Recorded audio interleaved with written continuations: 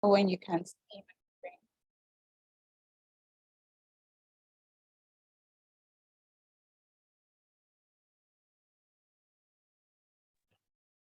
Yeah, we can see your screen. Okay, so I will just briefly be talking about how we can harness the power of analytics, basically using Power BI. I'll just introduce us to Power BI, the importance of data in business. This is our content, the challenges we face with data, that's organizations face with data on a day-to-day basis.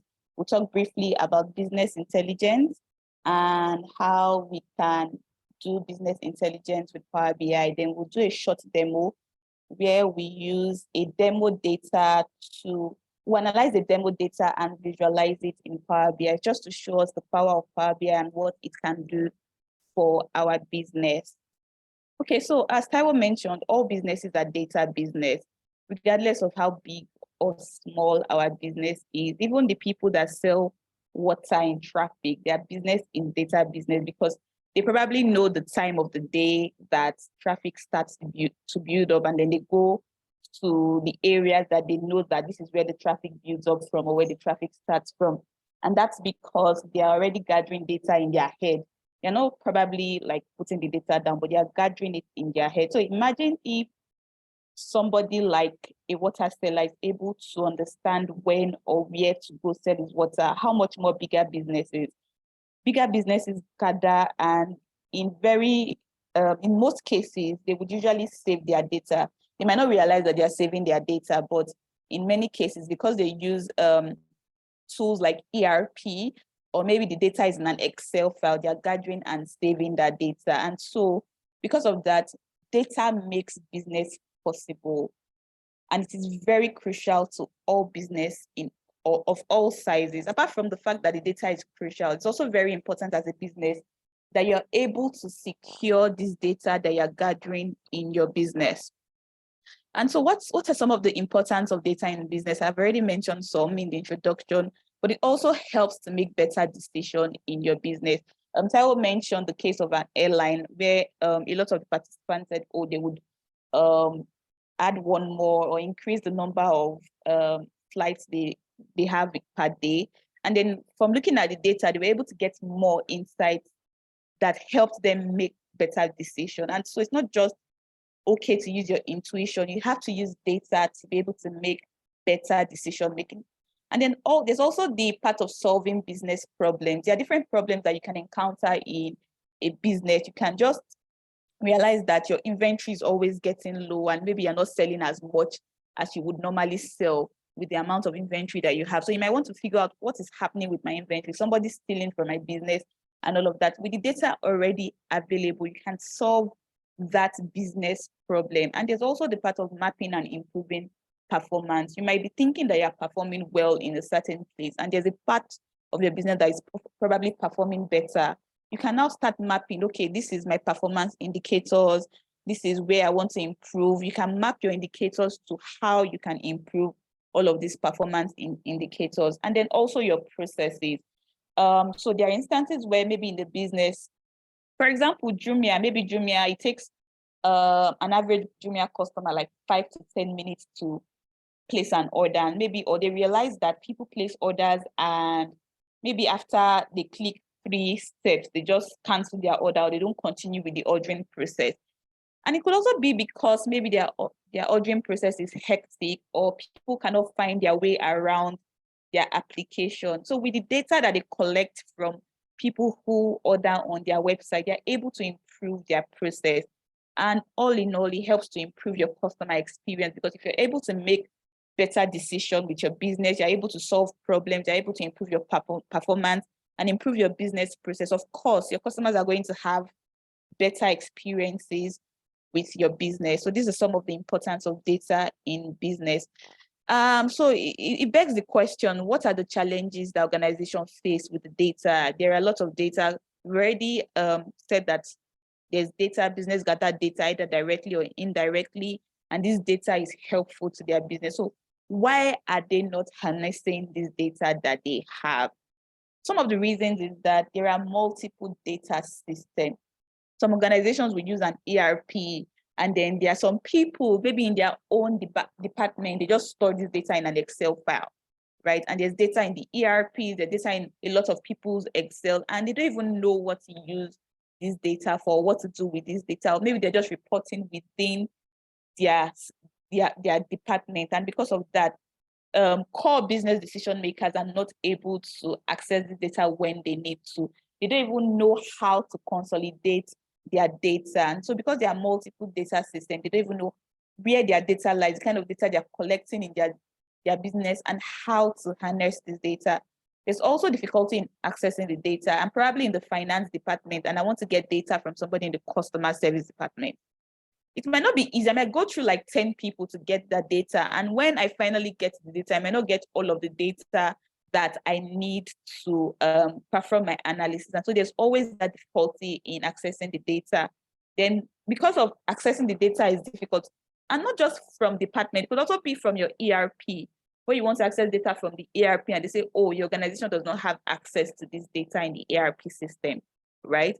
And it causes delay in report generation. Apart from delay in report generation, if you don't have access to some of the data in your organization's ERP, because maybe you're using a third-party ERP system, you're not able to generate insights that will be useful to your business because some part of the data is not available to you.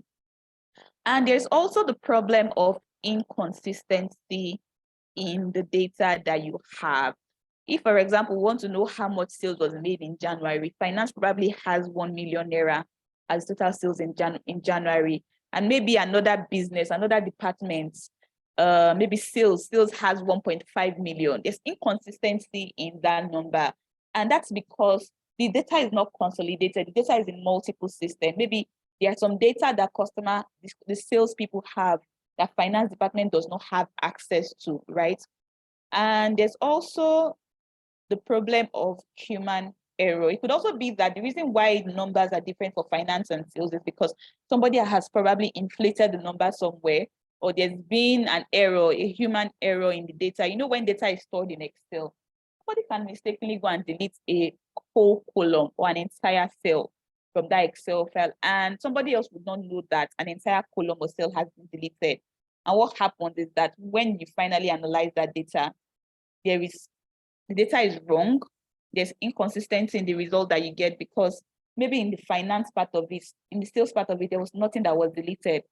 And so because of that, you're not able to get the right result. And there's also the data duplication in the sense that the data is duplicated across different systems. You have data in ERP, finance extracts the data from the ERP, sales extracts the data from the ERP. It causes duplication, and so it leads to data silos. Data silos is simply when you have data in different systems. And so when you want to consolidate this data into one system, you realize that the same data that is coming from finance is the same data that is coming from sales. And when it gets to that data warehouse, what happens is that it results in duplicates. Because now as data, Taiwo mentioned the role of the data engineer. So what the data engineer now has to do is to go back and find out where there are issues with the data. I can see that Abiodun has his hands raised. So let me just unmute.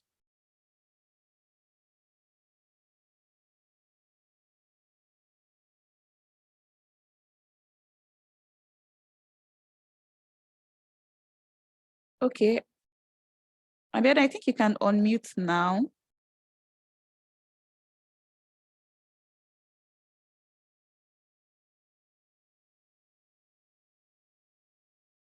I don't know if you're able to unmute and ask your question. If you're not able to unmute, you can just drop it in the chat. I would be happy to take your question. All right, so let's continue. Taiwo also introduced us to business intelligence, and business intelligence is very crucial in any business. If you have data lying in your business and you're not able to make decision out of this data, then data is as good as useless.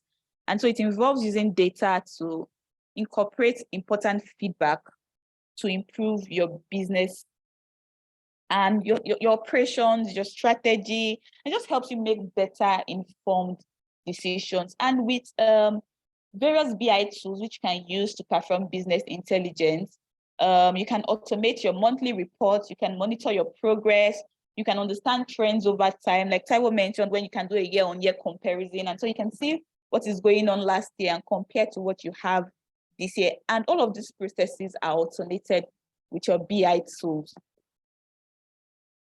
All right, see. So Biodun, I can see that your hand is still up. You can just drop your question in the chat. Okay, so that takes us to Power BI. As Taiwo mentioned, Power BI is one of the many business intelligence tools. We also have Tableau, we have Click, and Excel. Excel is also a BI tool, but it's not as powerful as Power BI. Power BI is a Microsoft data visualization tools, and it is built on 3 Microsoft engines: Microsoft SQL Server, which is the SQL part of it, Microsoft Excel, and Power Query. All of these 3 engines come together to make what we call Power BI today. And Power BI consists of various versions, but the most common versions are the desktop version, the online service version, and the mobile version. The desktop version of Power BI is absolutely free. You can download it on the internet, or you can download it on Microsoft Store. But for the online service, for you to have access to the Power BI online service, you need an account, right? And the account has to be created with a work email or a school email. You cannot create an account with your Gmail or Yahoo Mail. And then this online service allows you to share your reports with other users across the internet. You can share your Power BI desktop reports, but when you share your Power BI desktop, it seems like you're sharing it just the way you share an Excel file. Maybe you want to share an Excel file to somebody, and then you attach it as a document in an email, or you send it via a flash drive, or you put it in a Google Drive. That's how you share your Excel file, right? You can also do that with Power BI desktop file. But when it is in the online service, all you need to do is share a link to other Power BI users, and they have access to that report, and you can collaborate on that report when it is in the online service. And the reason why the online service is better for sharing is that when changes are made to the report, you know who makes the change. But when you share your desktop version, somebody can make change to your report, can add or remove from your report, and it takes away from the correctness of your data. And this Power BI on the online service of Power BI can also be viewed on your mobile device. So you can have access to it on your mobile device. You can download the Power BI app on your mobile device, but you cannot create reports from scratch using the Power BI mobile device because it's a mobile, right? But you can edit an already existing report there. Then the Power BI desktop, as I mentioned, it is free, but the online requires for you to have a license. So there's a free license, there is a paid license. The free license just is very limited in what you can do with it, but the paid license allows you to do more, allows you to collaborate with people outside and within your organization. Okay. So why Power BI when you compare to other BI and visualization tools? Power BI allows you to create your reports, allows you to collaborate. As I mentioned, you have the Power BI online service that allows you to collaborate, and you can share insights with key stakeholders. And one very important feature of Power BI is the ability to connect with over 200 data sources. So wherever your data is, you can bring it into Power BI. You can bring in data from multiple sources. If your data is in like 10 different sources, it can be in Excel, it can be in your database, it can be in your ERP, it can be on your Google Sheets, it can even be on a web source. You can get data from anywhere and connect to Power BI. It has over 200 data connectors, and you can build interactive visuals. So what this means is that the charts, the tables in your report can interact with each other. I can click on a bar chart, maybe a particular bar on a bar chart, and then it changes the way my report looks, because what happens is that bar chart filters my report and shows me other aspects of the report. I'm going to be showing us that in the demo. And you can tell a story with your data the way you want your data to be told, right? Okay. Maggie says he wants to know if he can get a slide of the previous topic. All right, I'll leave Taiwo to answer that. All right, so you can tell your data the way you want your data to be told and how you want your consumers to view the report, because I know that for a lot of people working with Power BI and with data, I know that business stakeholders usually have a lot of requests. Oh, can I see my data this way? Can my color be blue? Can this be done? Can my sales report come before my customer report? However you want your data to come to look. With Power BI, you can do all of that. And so how do I create this report in Power BI? I've been mentioning Power BI. How do you create a report in Power BI? There's a process that follows when you want to create your report in Power BI. The first thing is that you have to bring your report, your data into Power BI. Data is not usually, unlike Excel, that you can type your data and save your Excel file and do whatever you want. In Power BI, you have to bring your data into the Power BI environment. Although Power BI allows you to type in your data because there's an option to do that, but it has its limitations in the sense that you can only bring in 1,000. You can only type in or copy 1,000 rows of data if you're typing in your data into Power BI. But when you're bringing it from an external source, maybe from your database or from Excel, you can bring in as much as 1 million rows or more into Power BI. Power BI has the ability to process lots of rows of data. So when you bring in your data into Power BI from multiple sources, as I mentioned, over 200 sources, you have to first clean your data. And so what does data cleaning mean? Data is not always in the right shape and structure for analysis. That's just the truth. The way people save their data in Excel is not the way Power BI processes this data. And so you need to shape this data into the format that Power BI knows, not just shaping the data, but formatting the data in a way that your analysis provides you correct values.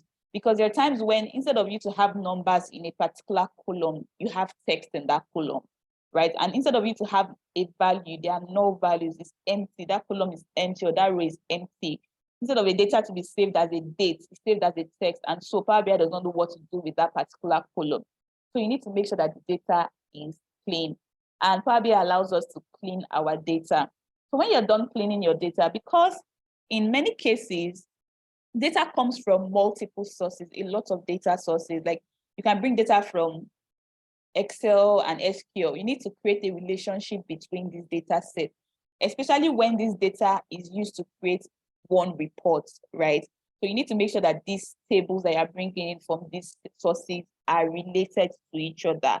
And that's what modeling is. Modeling simply means creating relationships between tables in Power BI. And then after you've modeled your model your tables, the next thing you need to do is visualization and analysis. I think that visualization and analysis come hand in hand. But I like to put visualization first before analysis, because visualization helps you at a glance see what is going on in your data. You might not go ahead to start analyzing. You can just, let me see what is going on in my data. And with visualization, it can help you see what is going on in your data. It can help you see trends. And then when you're seeing the trends, you can now know the kind of analysis. I know that prior to doing all of these, you probably know the analysis you want to do. But visualization helps you better understand your data and to know how to go about this analysis. So some people would analyze before they visualize, and some people will visualize before they analyze. But I like to visualize my data before I analyze this. And when you're done with visualizing and analyzing, you visualize, analyze, and re-visualize again, because after your analysis, you want to create a very beautiful report. And so what happens is that when you visualize, you start to create your beautiful report. So after you're done creating your very beautiful report, you can now publish the report to the Power BI service environment and share for other people to have access to this report. I think Taiwo is doing a great job answering your questions. Thank you, Taiwo. So data modeling definition. Okay, data modeling is the process of creating relationship between your tables. And the concept of it is because in most cases, when you are analyzing your data is not coming from one table. You probably have 2 or 3 tables in your data, in your report. And so when you have 2 or 3 tables in your report, these 2 or 3 tables speaks to one report. You want to create one report. So you want to see the sales of your customers by region, and your table that contains your region is in a different table from your table that contains your sales. And so for Power BI to be able to pick region from the table that contains your region and sales from the table that contains your sales and give you the correct value, you need to create a relationship between your region table and your sales table. So the process of creating that relationship is called modeling. I hope that answers your question. So it says, somebody says visualization before analysis. Yes, you can visualize before you analyze. You can analyze before you visualize. It depends on your process. But the reason why I put visualize before analysis is because visualization helps you see what is going on in your data at a glance. So you don't have to look through 100,000 rows of data. With visualization, you can just see what is going on, and then it can help you with your analysis. All right, I hope that I have been able to answer your questions so far. You can keep the questions coming. I'll just take time to answer those questions. Okay, so now that we kind of understand the process in Power BI, I think that we can just do a little demo so that we don't talk too much and we're not seeing real time what Power BI can do. So let's just go into a little demo. I'm going to reshare my screen so that I can take us to the Power BI environment.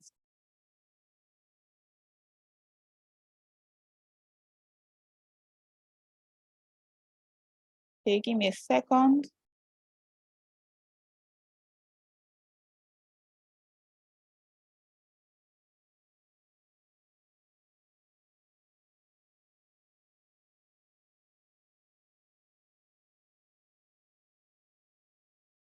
Okay, so for this demo, I'm going to be sharing my entire screen.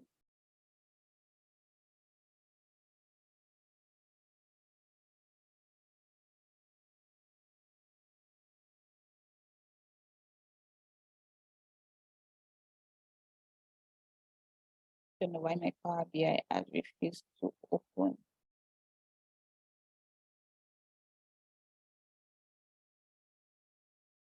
Okay, so just give me a second while my Power BI opens.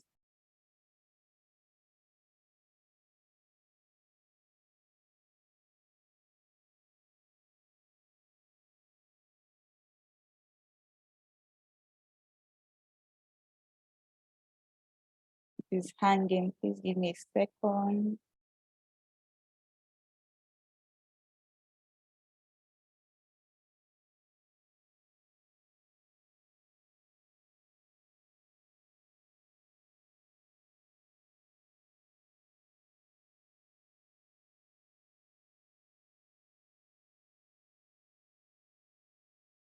Okay, I think it's coming up now.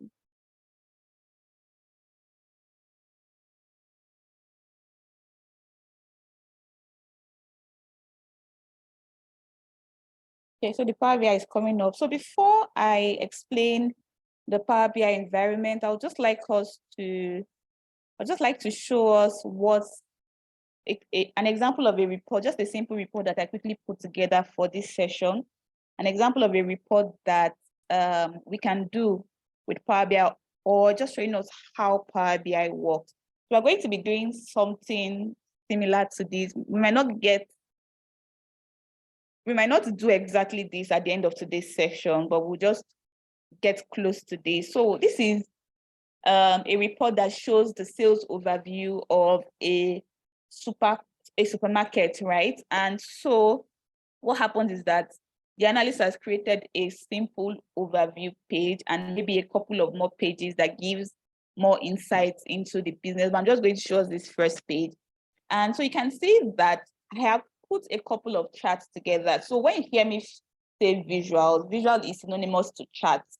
In Power BI, they are called visuals. So I have put a couple of visuals together to create this report. And you can see, if you look at the bottom, I have a lot of pages here. That kind of gives my report a story, because you can navigate through all of these pages and see what is going on in those pages.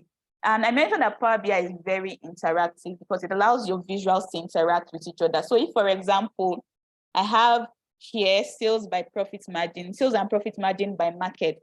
So this is a particular market called APAC. So if I click the bar on this market, please, I just want you to take note of what is going on in my report. So I have sales 12.58 pounds. And just look at the data here and see how it changes. So if I click on APAC,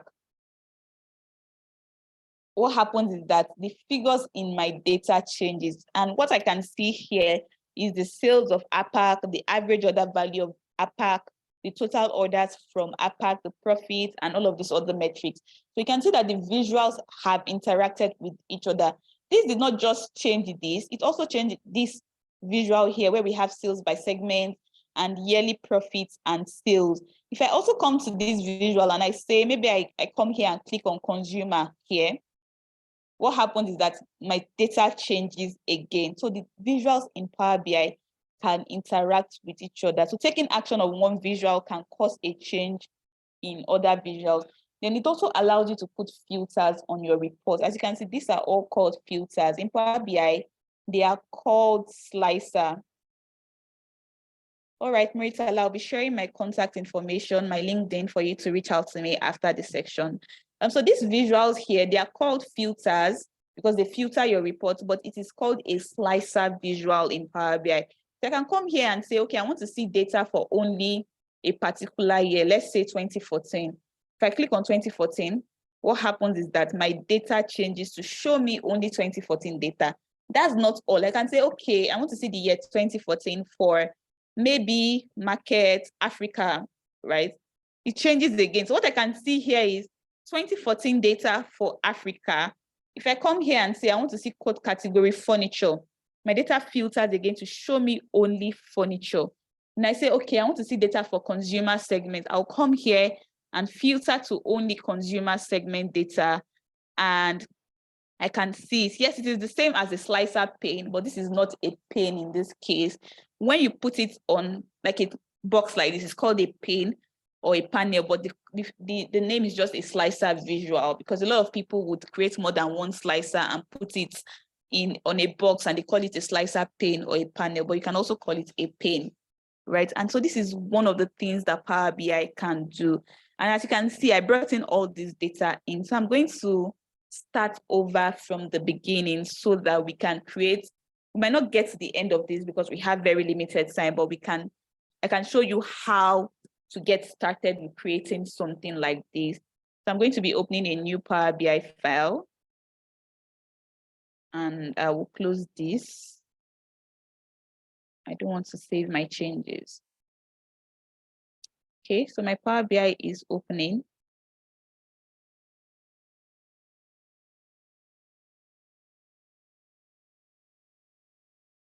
Okay, so briefly, I'll just talk about the different parts of the Power BI environment, right? When you open your Power BI, this is the screen that welcomes you. This is like your welcome screen. It's just a black, white, and green screen that gives you a shortcut to every other thing that is going on in the Power BI environment. Everything that you can do here, if I close the screen, I can do it in the Power BI environment. So I'm going to close this. So this is how the Power BI environment looks. This is your title bar. This is your menu bar that has a lot of menu. These three icons here are called views. We have three different views in Power BI, and by default, the first view is selected. The first view is called the report view. That's where you create all your reports in Power BI. The second one is called your data view. This data view, what it does is it gives you a tabular view of your data. You can see your data the way it is in a table. In the report view, you cannot see your data in a table format, but the data view allows you to see your data in a table format. And the last view is your model view, allows you to create relationships. As you can see all this line, this is just an icon. You can see that relationships have been created using this line between different tables in our data set. I'll just briefly show us how to do this. All right, so when you open your Power BI, as you can see, it says add data to your report. The reason is that when you open your Power BI file, a new Power BI file, there's no data contained in that report, and you need to bring the data in. If you don't have any data in your reports, your Power BI is useless. You can't do anything in it. So for you to be able to do anything in Power BI, you need to first bring the data into Power BI environment.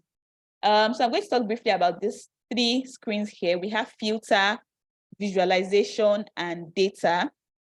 This filter pane allows you to add different filters to your reports. The third view is called the model view. That's this third view here. That when I spoke about modeling, it allows you to create relationships between your tables in Power BI. Okay, so this is the filter view. You can add filters to your report using this. This is the visualization pane.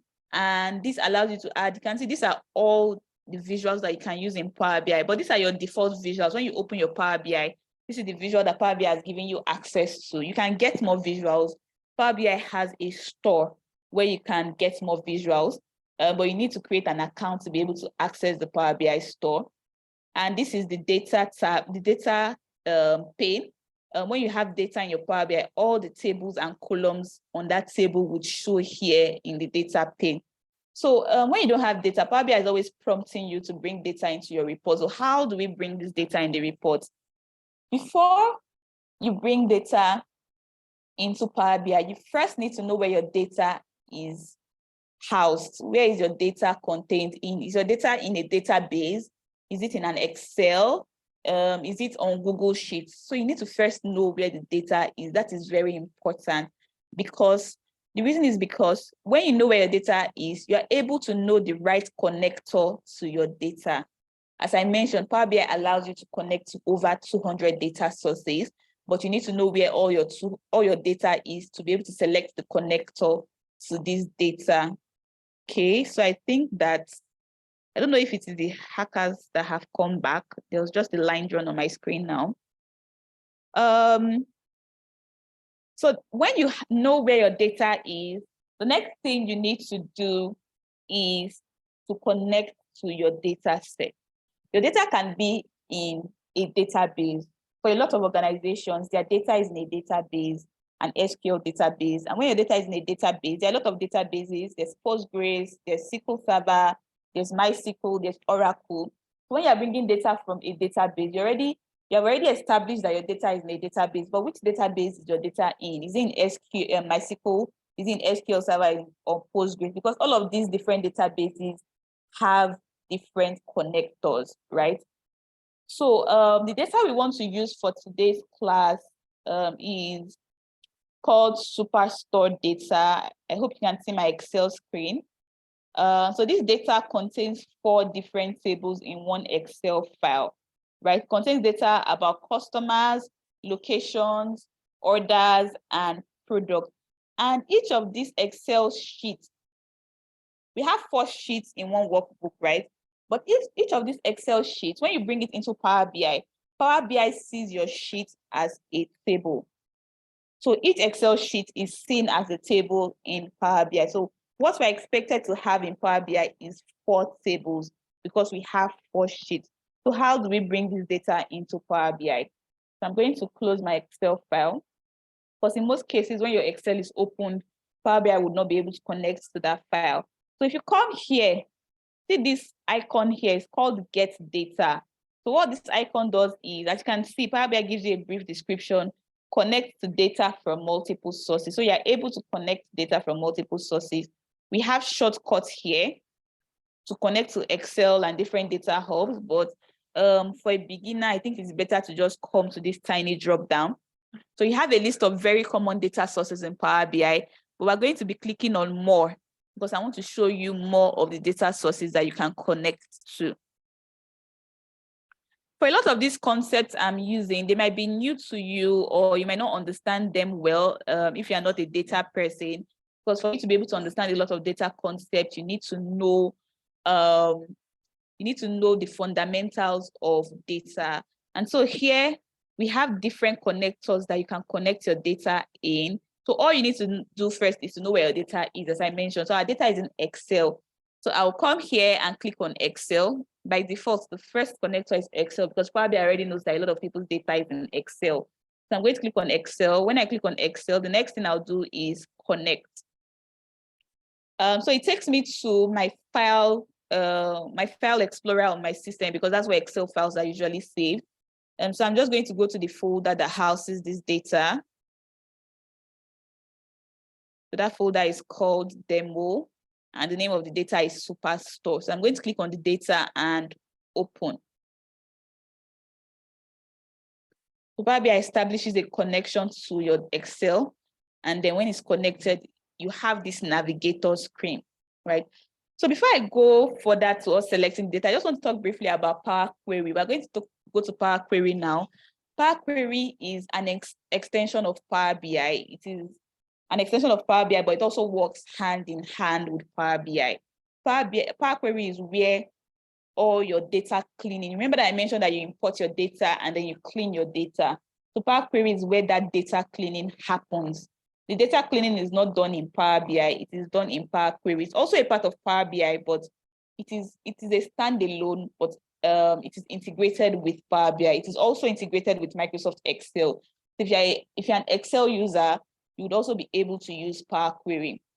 So here we have our 4 sheets.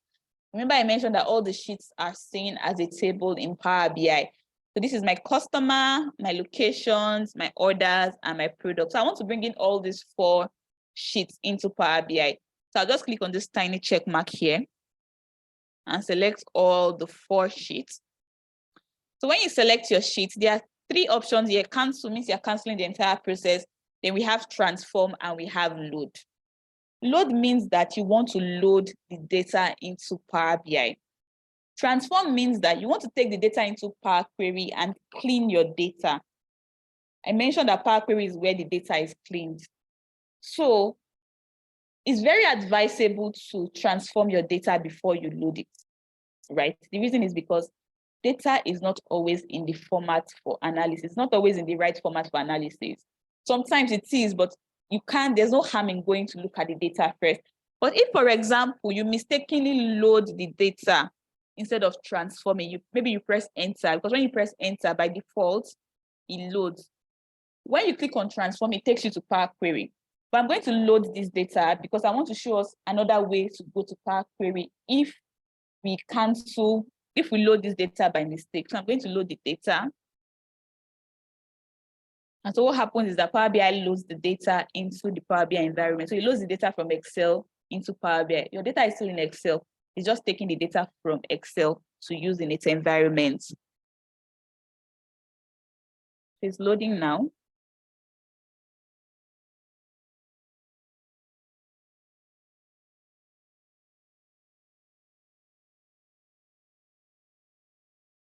So also, while it is loading, I just want to mention that Power BI is an intelligent tool. So it can make a lot of decisions on its own. It already knows how to analyze and process data, and so it can make a lot of decisions on its own. So there are things that maybe you don't have to do in Power BI, but it's always good to check that what Power BI has done is the right thing. I'm going to be showing us some of the things that Power BI helps to make decisions on. So if, for example, you load your data by mistake, how do you go to Power Query? See this option here called transform data. That's how you go to Power Query. So I'm going to come here and click on transform data. And this is the Power Query environment that we can see. So what happens here in Power Query is that Power Query allows you to transform your data, do some analysis, not analysis like Power BI would do, but just analysis that helps you transform your data better. Maybe do a sum of rows, gives you insight about what is going on in your column, but you can't do decision-making analysis in Power Query, just analysis to help you see what is going on in your data. So when you load your query when you load your data in Power Query, it is called queries. And so that's why we have loaded out, we can see queries here. So you said we have extracted and we've transformed. When is loading going to happen? What I did now was load the data, but I want to transform them, we'll reload again, right? So I'm transforming them. I'm just telling you that if in case you mistakenly load before transforming, you can come back to transform your data. When we are done transforming, we'll load it. So what happens is that for Power Query, there's nothing like Control Z. You have to be careful what you're doing, but there's also something that Power Query helps us to do. When I say there's nothing like Control Z, there's no undo, but Power Query has its way of undoing things for us. So there's this thing called applied step. If you can see the right side of my screen, applied step. So whatever changes you make in your data, Power Query adds a new step there. So if you want to like delete a step, that's maybe Ctrl Z, you have to come here and cancel that step. So you have to be very careful to make sure that you're not deleting a step that would affect your data, right? So as I mentioned, Power BI helps us to make some decisions. You can see that these steps, now you didn't add it to your report. Power BI automatically adds it to it because that helped us to make some decisions. This is our source. Source is where your data is coming from. You can see we have 4 sheets here. So when Power BI looks at your source, it says there are 4 sheets. So this navigation helps you navigate to the particular sheet you want to access. And so when it navigates, it changes your data type, right? So what I want to do is I want to cancel this data type step because there's a mistake there. So it changes your data type. These are your data types. You can see ABC123, ABC123, ABC123. So it looks at your column and thinks of the best data type in your column. For you to be able to analyze your data correctly, you need to make sure that all of your columns are in the same data type. Data type is like text, numbers, dates, decimal, and all of that. They are all called data types. Okay, we have less than 10, 15 minutes, so I'll just round up fast.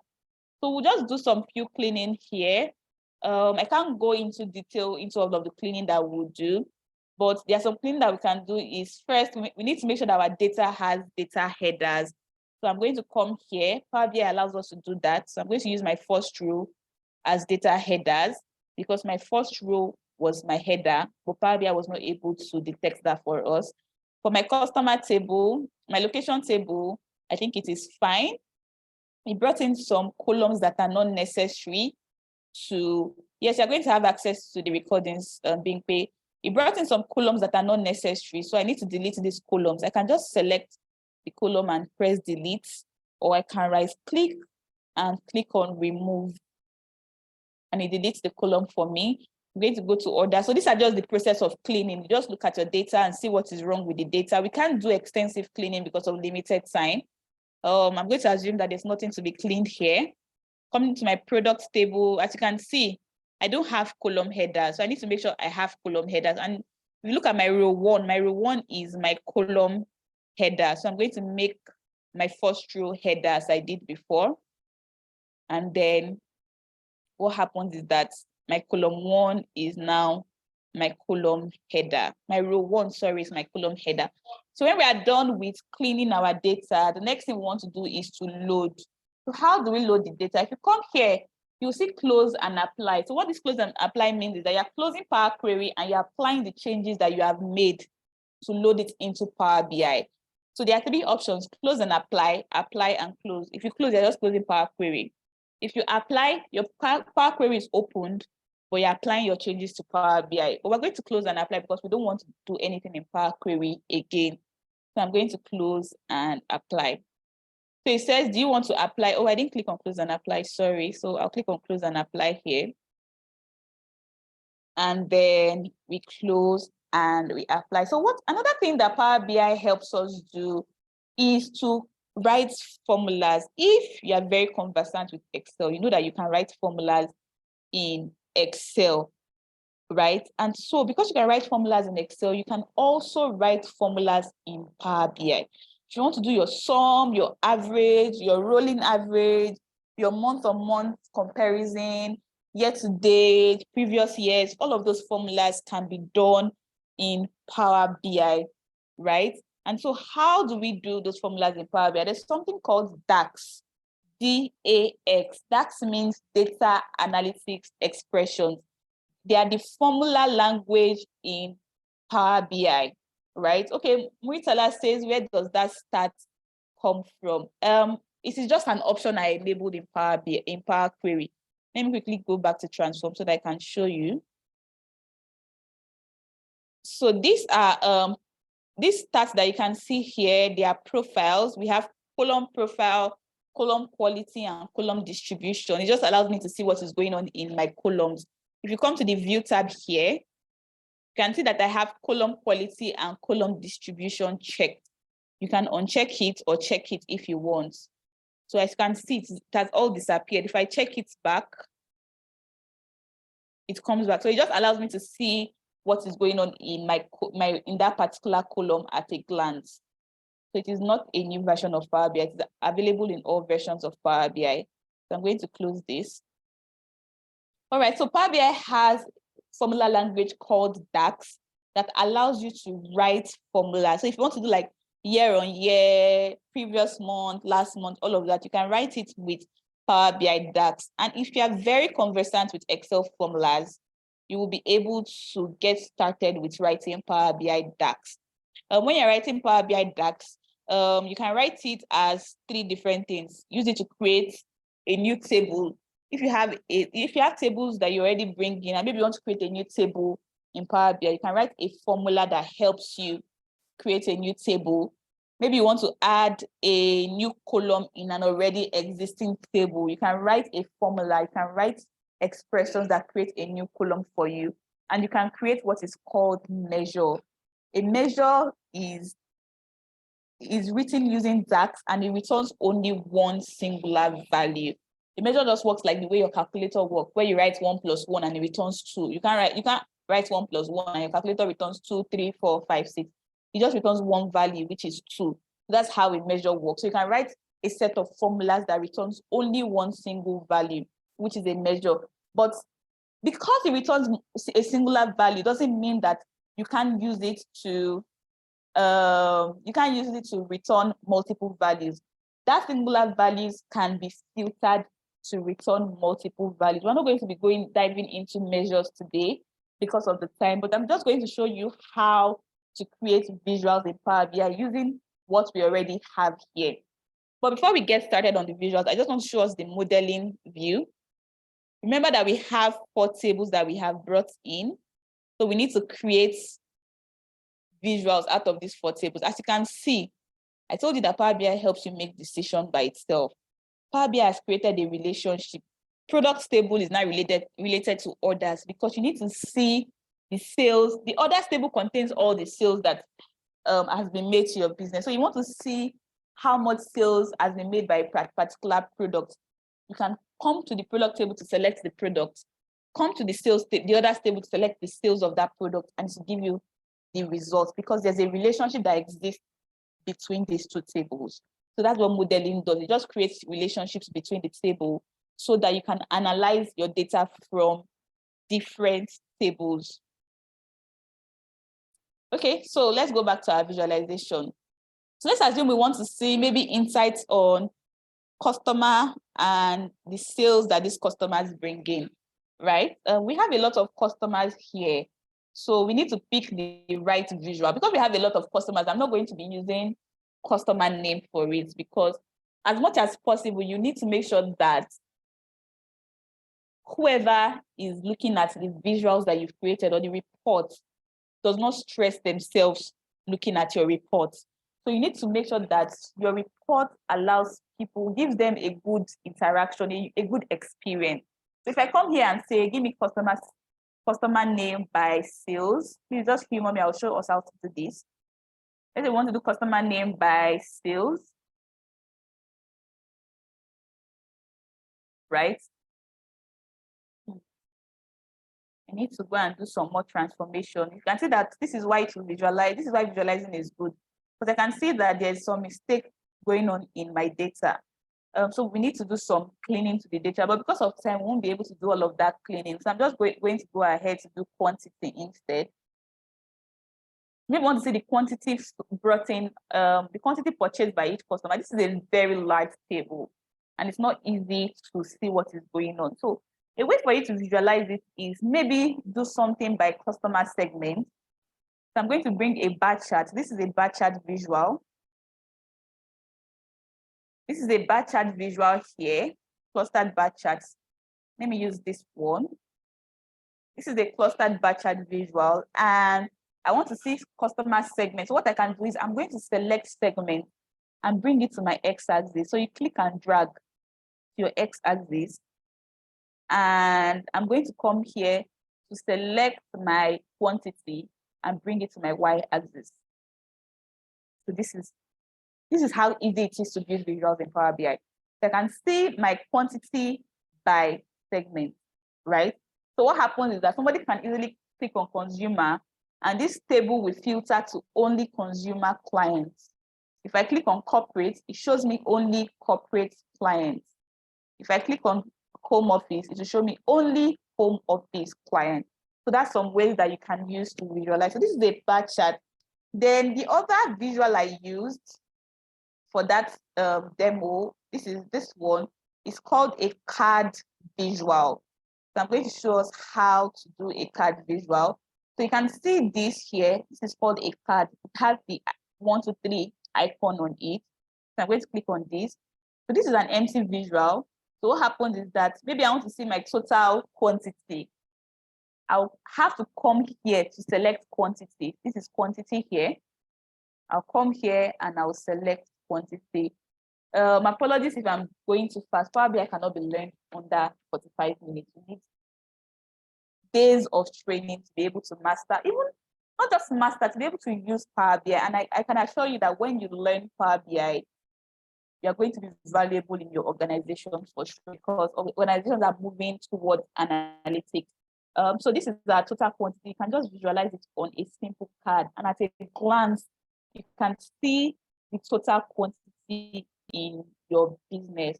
And how do we now make it very fine the way it is? This might not be the finest report, but it looks really good. Let's add a filter. Let's add a year filter. So let me just show us how to do that. If you come here under your visualization too, you'll see this icon that has slicer with a filter icon. So I'm going to click on it. And I want to see here. So what I have to do, let's say I want to see by location. So I'll come to my location table and I'll click on, maybe I want to see by region or market or city. I think we should pick country because we don't have a lot of country as much as we have cities. So this is the list of all the countries we have. For this particular filter, there are different versions of the filter. This is called, let me see the name. I think I've forgotten the name. This is called a vertical list. You can use a drop down.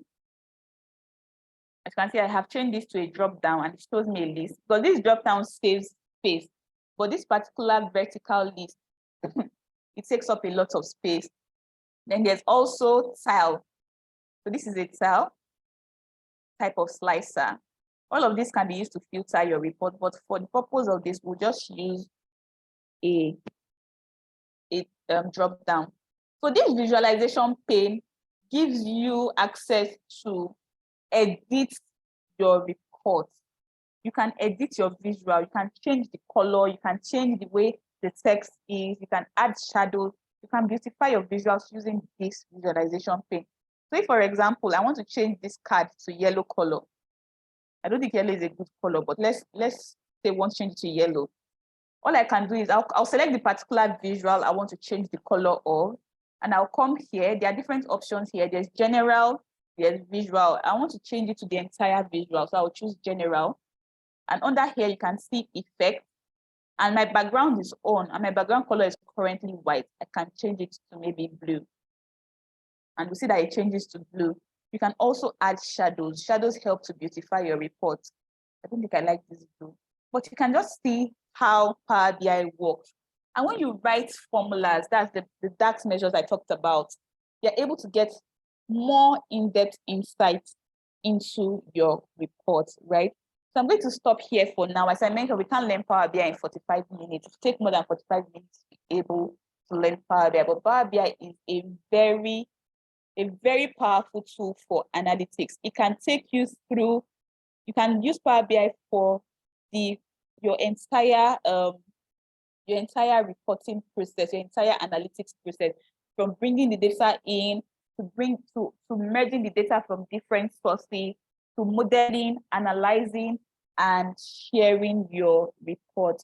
Okay, before we end the session, I just want to show us one of the Power BI reports that we did in class together with some of my scenario academic students. And I want to tell you that when we learned to do this report, the students were not familiar at all with Power BI, but after 3 lessons, they were able to do a full scale report using Power BI. So let me just open that. Give me a second while I do that. I think I already had it open before. I don't know where it all went to.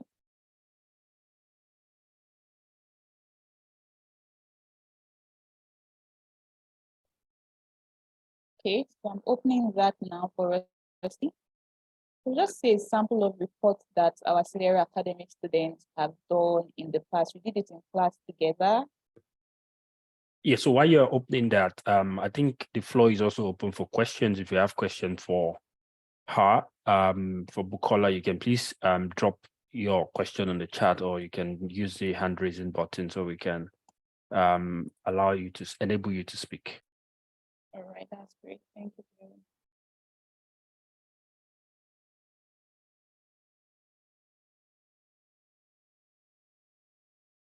Okay, let me check for questions. Okay, we have quite a couple here.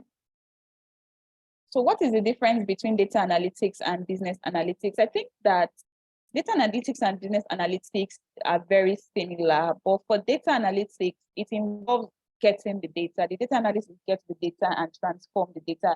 A business analyst would not necessarily have to get and transform or combine the data into one file, but a data analyst would most likely do that. Business analyst they're mainly concerned with using the data to solve business problem.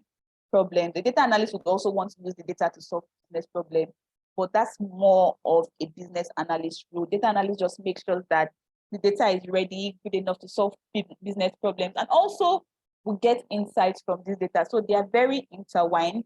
And as a business analyst, it's very good, or it's advisable to have knowledge of data, because you're most likely going to be analyzing business data. Okay, let's see if we have more questions. Okay, which Power BI software version is best? So 64 or 32? Okay, so it depends on your system. If your system is a 64-bit system, you download the 64-bit Power BI. If your system is a 32-bit system, you have to download the 32-bit Power BI. I don't know how to check the bit version of your system, but just find out which one is your system, because Power BI is compatible with, it has to be compatible with your system version.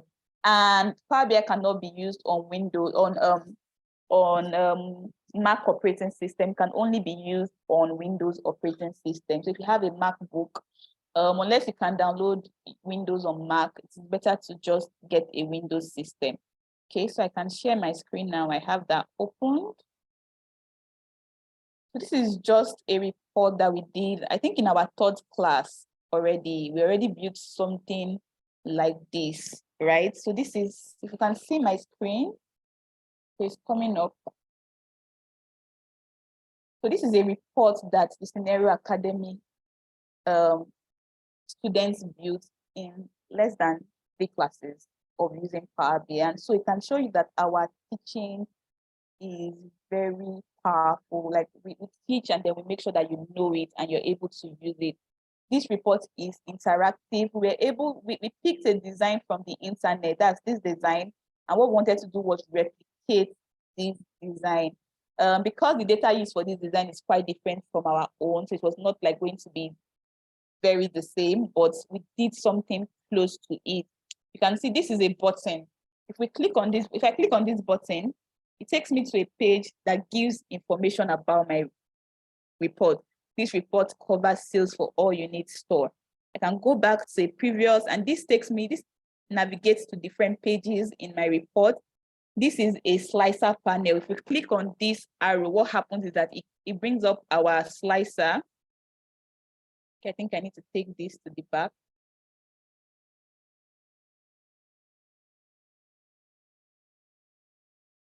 What happens is that it brings this slicer panel out, and I can select January and maybe select my store name, maybe Gamma C. And when I am done, if I click on done, this slicer panel disappears and I've filtered my report. And this Power BI also help you design your report in a way that it gives your users an app-like feel. They're able to click on different elements and it takes them to a new page. It allows them to navigate. So if you want to build your report like a website, You can do that with Power BI. If I come here again and click on this slicer panel and I say clear filters, it clears all the filters on this report and then takes my report to the default report, and I can click on done. And when I click on done, the slicer panel disappears. That's how an app works, and Power BI allows you to do all of that. Okay, so I'm going to be answering questions now. Okay, so yes, I already mentioned that we can get the video for review. So you say you're a beginner, how do you become a guru? You can join one of Scenario Academic classes. You can become a guru by joining one of our classes. We have hands-on lab. While we are teaching, we are doing it. We are following the instructor. Somebody asked, can one work as a freelancer in data analytics? Yes, you can work as a freelancer in data analytics. You can even work multiple jobs. You can work with foreign clients. You can work remotely with data analytics. You can get gigs. Okay, yes, I already answered that. Michael says, I'm not sure if it's necessarily for Bukola. What options exist for persons who undergone data analytics courses elsewhere? Is there opportunities for online internships or the data analytics community you can provide? I think Taiwo would answer that. Okay, for some of us that prefer class learning, yes, we have a physical class in Ikeja.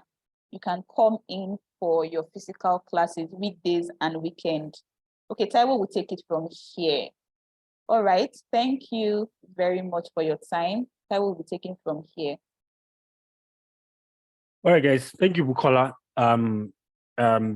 I appreciate your time, and it was a revealing session for us. At least you were able to wrap up all that actually needs to be, I mean, some of the basic or fundamentals of Power BI in that very short session. So we are really grateful for the session. So to take other questions, and before I take it, I'll probably just walk you through some of the things, some of other things you need to know about those. So in terms of our learning approach, you can see practically will give you a worksheet. I mean, I have to be honest with you. I know what it means to learn as an adult. So what we have done is to simply break it down and ensure that you get this thing like once and for all. So, but the truth of the matter is this: we are not going to take you from beginners to advanced. Never. It's never going to happen, especially within the short period of time. But we can assure you that we're going to take you from beginners to intermediate. In fact, it's not even taking you from beginners to intermediate within the 8 weeks of the classes that we schedule. We have lined up a lot of activities, right? From, taking you to the 8-week class, and after then, you can also enroll for the Internship Academy, which is after you must have completed your capstone project, because the capstone project is tied to your certificate.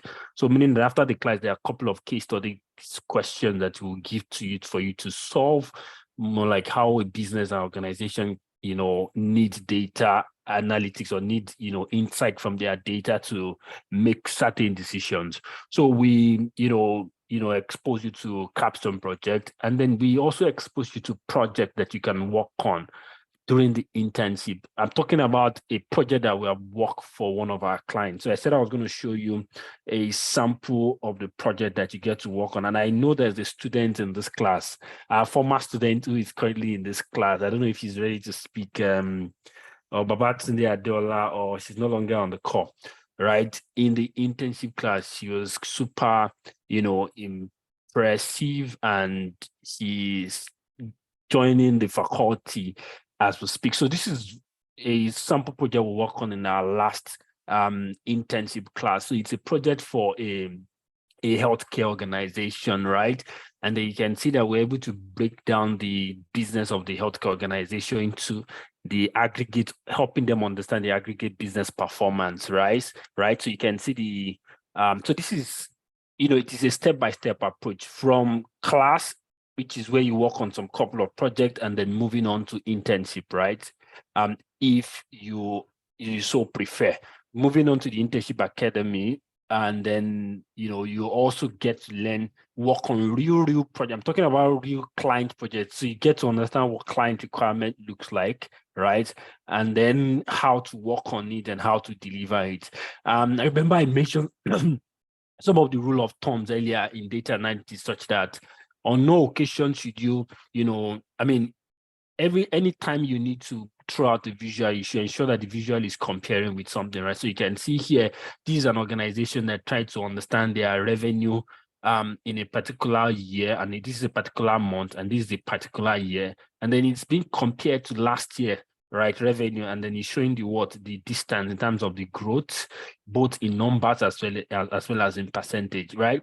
So we're also comparing it with the budget. The budget is like the plan, what they expect to, what they plan to make, and then comparing what they eventually made, and like that. So a couple of other things too that are shown, month-wise analysis of their sales compared to budget, compared to previous year, week-wise analysis, right? So there are a lot of questions businesses are asking themselves.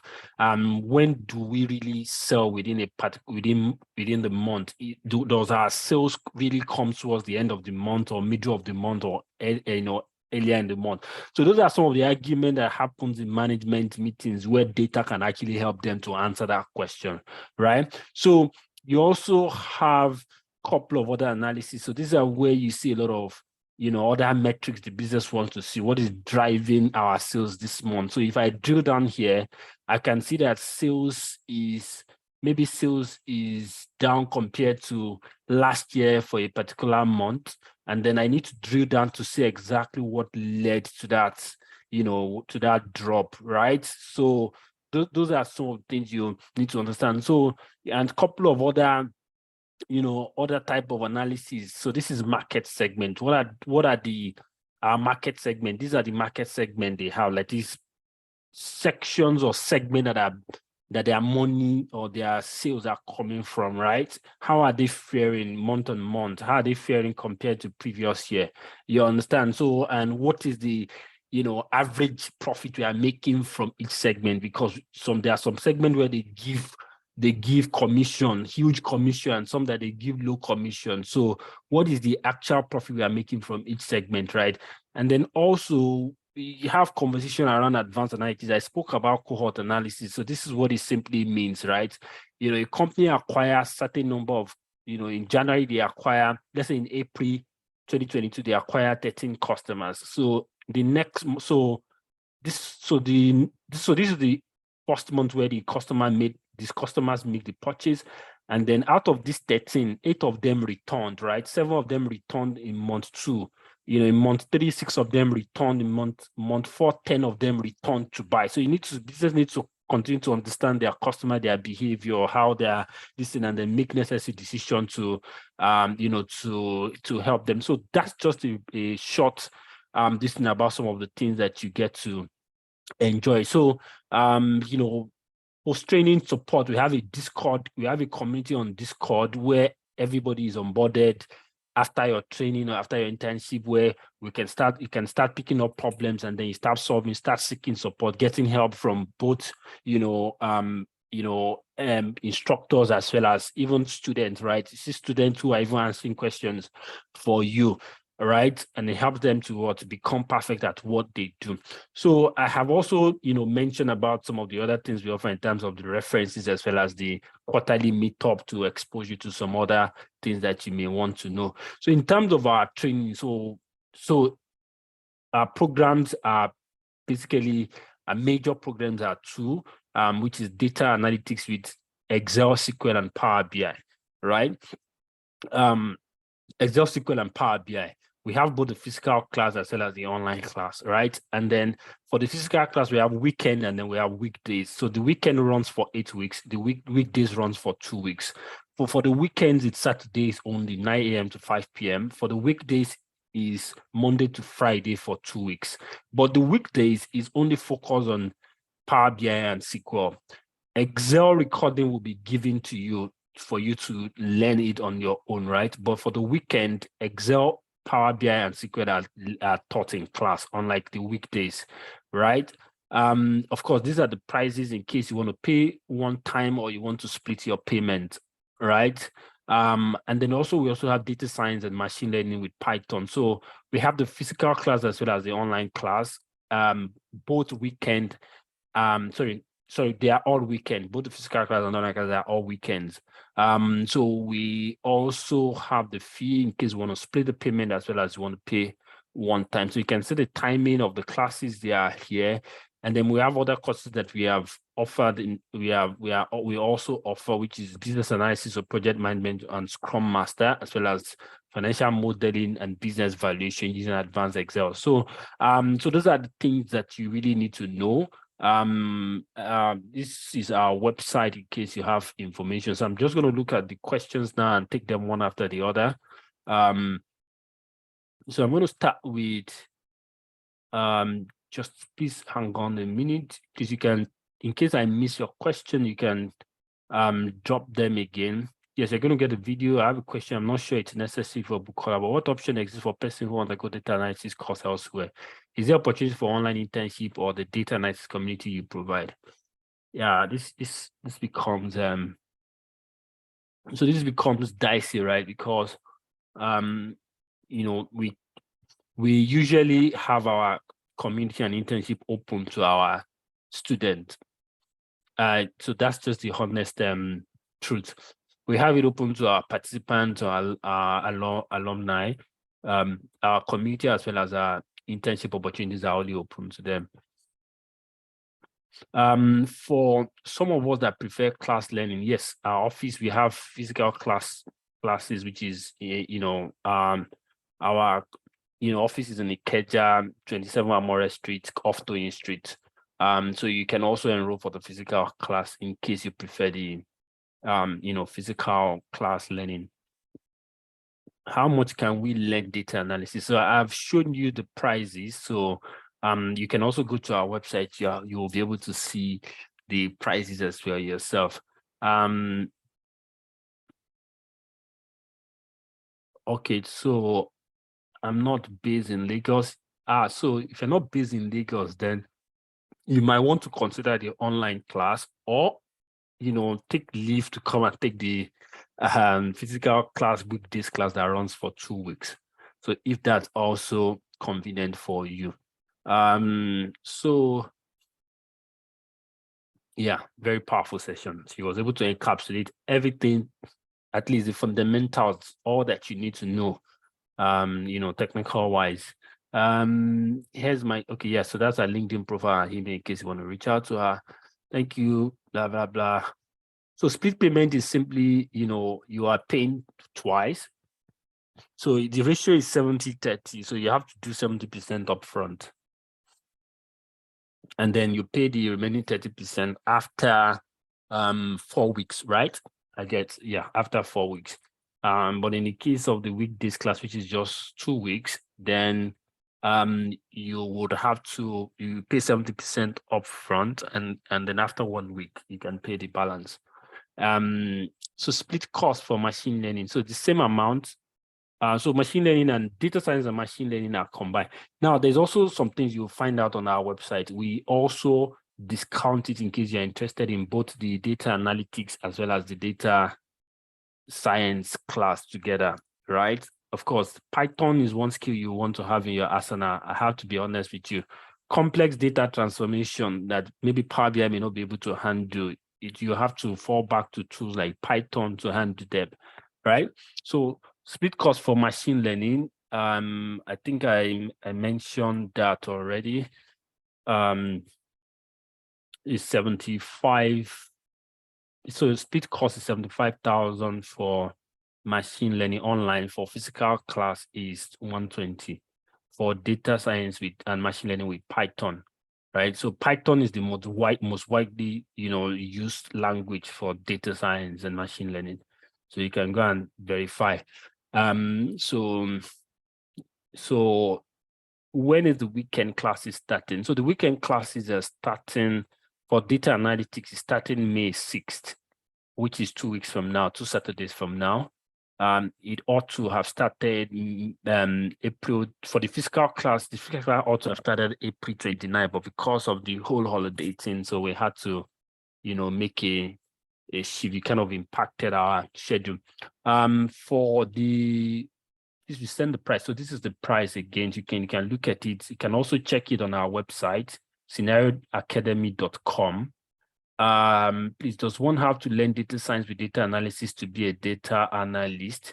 So no, you only you can learn just data analytics and be be a data analyst. I can tell you, I mean, there are a lot of people with many years of experience and they never had to learn, data science. But data science is just a bit more, helping the organize, more like it's pretty much more statistical, right? And then so there are a lot of maybe regression analysis, regression techniques that you probably would want to do that you may be handicapped by the capability of what the likes of Power BI and Tableau can offer you, right? But Power BI, Python and R can give you that easy and flexible, analytical or analytics libraries that you can use to achieve them, right? So you look at like some complex advanced visualization that are a bit more statistical or predictive rather than or correlation. So it's not like you can't do some of them with Power BI, you can do them, but sometimes they become more flexible. But I can tell you the core of what you need to solve 90% of the data analysis problem you probably face in an organization you work with. You will find it you'll be able to do all of that with Power BI and SQL, right? Power BI and SQL or Tableau and SQL. So Power BI and Tableau, they are like competitive products, right? So they can do about the same thing. So just that some people prefer different options, but in terms of the most widely used, it is Power BI. I have to be honest with you. So so somebody asked last laptop specification. I think it's once you have like a kind of 4 gig RAM, but recommended might be 8 gig RAM, but 4 gig RAM will work. But once you start working on like, bigger data sizes, right? 4 gig RAM may not be able to handle all of that. So in terms of recommended, maybe 8 gig RAM, but if you have 4 gig RAM, it will still work for you. Of course, the data, disk size, not less than 250 gig, right? In terms of maybe the specific more like the processor of your computer, maybe Core i3 upward, right? Core i3 upward of HP computer, right? And then once you have that, I think you should be good to go. Does anyone have to learn data? And please, if you want to speak, you can also raise your hand or drop each other or enable you to speak, please. In case you want to speak. Or let me see if I can just enable you to speak in case anybody allow participant to unmute. So you can unmute yourself in case you want to speak, right? Does anyone have to learn data science with data analysis to be a data analyst? Okay, I think I've answered that question. Would there be live session in the online? Yes, it is always live session. It's not a recorded session. It is live session where, your instructor will take the class from beginning to the end. But of course, the classes are recorded, both the online and the physical classes. They are also recorded in case you want to go back to something that you missed, all right? And then the recordings are available to you for 9 months. How much? Yes, it is like a physical class where, the online class are instructor led. So you have an instructor that will take you from 4:30 p.m. to 7 p.m. every Saturday and Sunday for 8 weeks. And then if you have any question, you can ask questions, you solve problems together, you get assessment and assignment you worked on that helps you to perfect your learning. How much is the training lost due to the earlier disruption and blah blah blah? Okay, so this is the training. I think if you can see my screen, you can see the prices. Do you have certificate after the program? Oh yes, we give you certificate of completion. Yeah, we offer you certificate of completion. Do you give certificate? Yeah, more info business analytics course, sir. So when you say business analytics, do you mean business analysis, like the business analysis program, project management and Scrum Master, or you are referring to, because It's always important to be able to distinguish between business analysis and business analytics, right? And business analytics is still similar to data analytics, right? But of course, you're probably, more involved with stakeholders in your data analysis exercise. But business analysis is more of a business requirement or stakeholder management exercise, right? You are gathering requirement from users or stakeholders and then delivering it to the developer who are going to implement. And then, of course, a couple of project management approach are also put in place.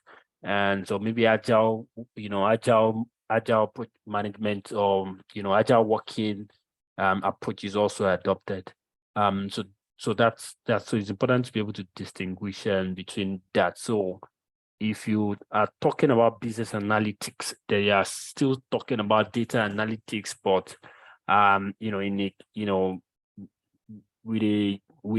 with much focus on business, right? So you're an analyst and then you're doing data analytics, but you kind of understand the business more. You're coming from a business understanding perspective to really analyze the data, and like that. So you're not really more focused only on the data itself. You're also focused on the business in terms of the outcome of it for the business. You understand the business, you're bringing your business understanding to data understanding, and then you're fleshing out some insights that can actually help the business to come up with initiatives that they can use to drive the business. Do you have a location on the island? No, we do not have a location on the island at the moment. So it's Ikeja, but of course we have a lot of students that come from the island every Saturday to our classes. You have a standard certification. So I need to correct this. Let me speak to this certification thing. So what we offer you is a certificate of completion. If you want to become a master of data analytics, so like if you want to become, if you want to become certified in terms of being a certified data analyst, right? You need to write some exams that are not conducted by us, but we can always guide you and advise you on how to go about it, right? And then if you write a Microsoft exam it used to be DA, I think DA 100, but I think they've changed it to something else. I can't remember now the code. But it's likely focused on Power BI, and then it offers you a Microsoft Certified Data Analyst certification at the end of the day once you complete the exam, right? So there are a lot of bodies like that. There's Google. It's also Google owns exam, right? That makes you become Google Certified Data Analyst. So there's also AWS, right? There's Microsoft. So you need to. They are like bodies that set up. Top organizations like Microsoft and Google that set up examination that you need to take before you can become certified. But what we offer as an organization is certificate of completion. But that's not even what is important for you from us, right? What is important is our ability to give you recommendation that, you have taken our course, you have gone through maybe our internship academy, these are the projects you have worked on, right?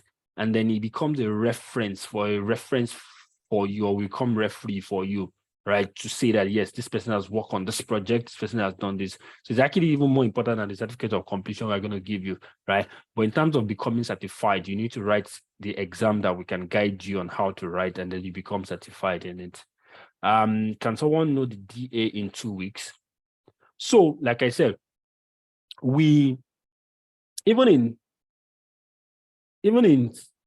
2 months, you cannot know it. It's like you may not be able to know it, or you cannot even know everything, right? So that's why we have set up the different, step, right? First is for you to learn. Second is for you to learn with us for a period. Second is for you to move from them to join our online remote internship if you decide. And then also there's also an option of you joining our community where we throw out a lot of challenge every week. You can pick it and solve, ask questions where you need. But the most important thing is that in the short period of our training, we focus on, so there's something about 80-20, right? So the 80-20 principle is such that is that most of the time, oftentimes, 20% effort is what is required to get 80% of results, right? So what we do is that we focus on like, just like 80-20, but in our case, like 90-10, right? So we focus on 10% that you need, 10% of the knowledge you need, right, to solve 90% of the problem that you ever face while working as a data analyst from the beginners to intermediate level, right? So that is the approach you have set out. And then we can now continue to learn with your diligence and commitment. You continue to learn throughout the internship, build projects, continue to learn by building your portfolio, getting help through our community and the likes. So that is what actually makes you, progress rather than just the short period you want to use to learn in class, right? But like I said, what we teach in class is to focus on the 10% knowledge you need to solve about 90% of the problem you are never going to face from a beginner to an intermediate level, right? And then continuous learning, continuous knowledge, or taking some of our advanced courses can also help to propel you to advance to become an advanced person. But of course, experience is also, because you can't just move without working on project or working for an organization. You can't just move to become an advanced data analyst, right?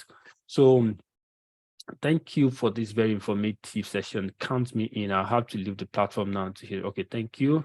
I'm not after certificate, I'm after the knowledge. Yes, that is what I can tell you, right? If I tell you, you can go, I'm not, if you can speak with us, there are people, ex-students that we can always refer you to, that can give you insight, you can get feedback from them, right? So you can ask them how was their experience and the likes, and then you can it can influence your decision. If I miss May admission, when is the next one? So we do have like a monthly cohort. So we have like monthly cohort. This session is very educating. Thank you. PL 300. Oh yes, PL 300. Yeah. It was retired last year. Yeah. So I just wanted to get I can't remember the number. Microsoft keep changing all these stuff. So PL 300. Yeah, that's very correct. Thank you, Adekola Adebayo. Certificate can be forged, but knowledge can't. Yes, definitely. Definitely. So I think you get it right. So any more questions? More questions, clarification needed? Please feel free. There's no stupid question. Please feel free. Drop a message, unmute your mic and speak. Yeah, immediately after the session, we'll definitely share with you the recording for those who are yearning for it. We'll try as much as possible to share them with you before end of today, or worst case first thing tomorrow, once the recording is ready.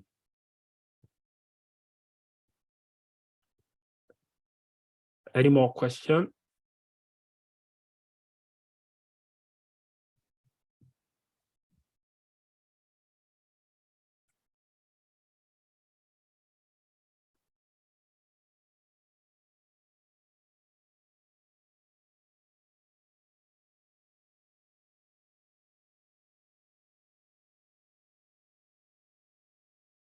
Any more question? All right. So I think in the absence of no question, I'm just going to stop this recording first. In the absence of no question, I think we can call it a day. So